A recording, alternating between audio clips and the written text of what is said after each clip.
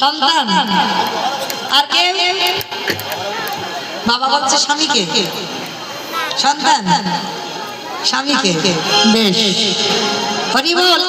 এইবার এইখানে দেখা হবে বাবা এতজন আমরা মা আছি এখানে আমরা অনেকে মা আমিও একজন মা কিন্তু বাবা এখানে যদি ভোট করা যায় না বেশিরভাগ বলবে কিন্তু আমি বলেছি সন্তান পাওয়ার পর অনেকের মনে মনে হতে পারে বাবা স্বামীটা যারা প্রহ্লাদকে বেশি ভালোবাসো না তুমি তোমার স্বামীকে বেশি ভালোবাসো কয়াধমা এক বাক্যে বলেছিল বিচার বিবেচনা করেনি এক বাক্যে বলেছিল আমি আমার স্বামীকে বেশি ভালোবাসি।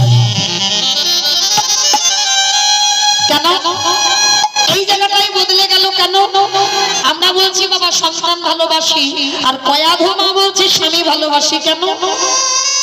কারণ আছে তো।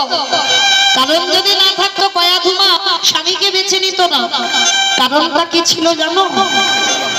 যে প্রহ্লাদকে পাগলা হাতির পায়ের তলায় ফেলে দেওয়া হয় ছেলে মরে না, যে ছেলেকে জ্বলন্ত আগুনের মুখে ঠেলে দেওয়া হয় যে ছেলে মরে না, যে ছেলেকে বিষধর সাপের মুখে ফেলে দেওয়া হয়,